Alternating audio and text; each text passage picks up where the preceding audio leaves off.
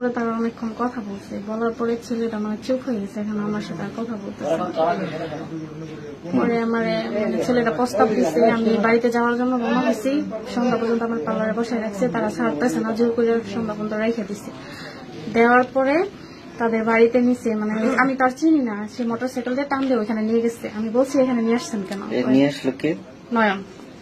তার মধ্যে তাদের সম্পর্ক, মানে তাদের মনে যোগাযোগ ছিল এরকম সিস্টেমটা, মানে আমাদের মেয়েদের প্রতি অনেকে আক্ষেপ হয়েছে বা টাকা পয়সা এরকম, মানে এখানকার মেয়ে নেয় এত অপমান করবো, তাদের মনে এরকমটা ছিল না।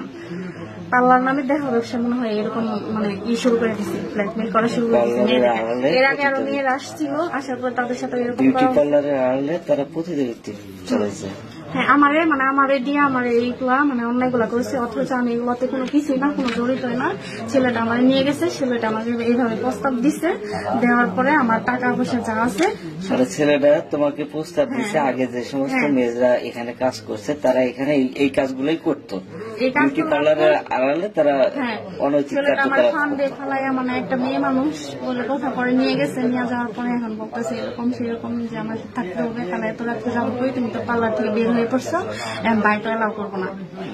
তো তারপরে আমি ব্যাগ ট্যাগ রাখার পরে টাকা পয়সা সব ছিল ব্যাগের মধ্যে, আমি দীর্ঘ বিশ্বাস কইরা সবকিছু আমার যার যার মতো রেখে দিছি, ব্যাগ ট্যাগ ভালোভাবে রাখছি। রাখার পরে আমার টাকা পয়সা ব্যাগটা চুরি হয়ে গেছে।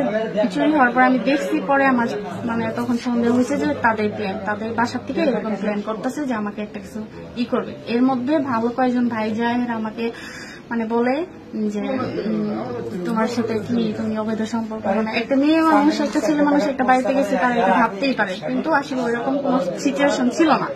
এটা আমি কোনো দেহ ব্যবসা বা কোনো কিছু এখানে কিচ্ছু করতে আসিনি। ওরা আমার সাথে এরকম ব্ল্যাকমেল করছে, এখন আমি ফাঁসে গেছি। এখন এই এলাকার মাধ্যমে মানে এখন তুমি কি চাচ্ছ?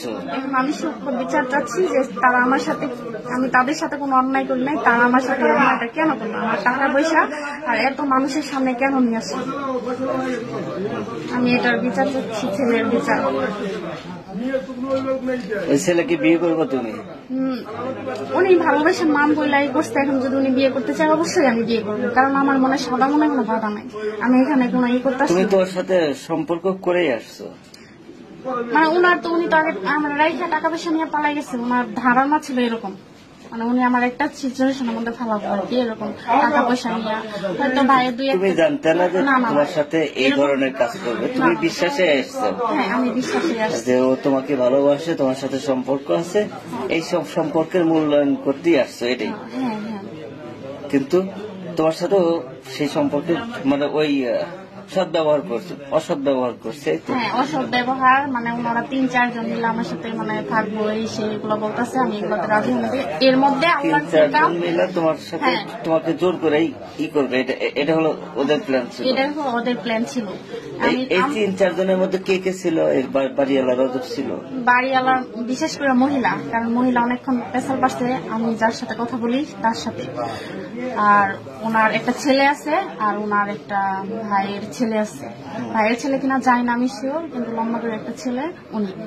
তারপরে এর মধ্যে দেখি ওনারা আসছে, আসার পরে আমার ব্যাগটা চুরি হয়েছে। ব্যাগটা চুরি হওয়ার পরে টাকা পয়সা সব নিয়ে গেছে, মানে এরকম একটা সিচুয়েশনে পড়ে গেছে। আল্লাহর কি কাম, ওনারেও পাঠাইছে।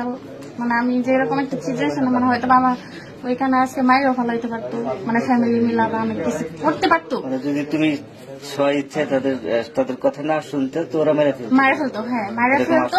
এর মধ্যে এরা লোকজন যায় অন্যরকম বলবো যে আমি দেহ ব্যবসা বা এরকম কোনো কিছু করতে আসছি, কিন্তু এরকম কোনো কিছুই না। এখন তুমি কি চাচ্ছ? পরে ওনারা যায় ওই বাড়ি থেকে নিয়ে আসে, আমার ফোনটা ফেরত দিছে, কিন্তু টাকাটা মানে ওনারা রেখে দিচ্ছে যে টাকা যায় সমস্যা নাই, কিন্তু এটা কেন করলো, এটার বিচার আমি চাই। আমি একটা নিরীহ মানুষ, আমার সাথে কেন করবো?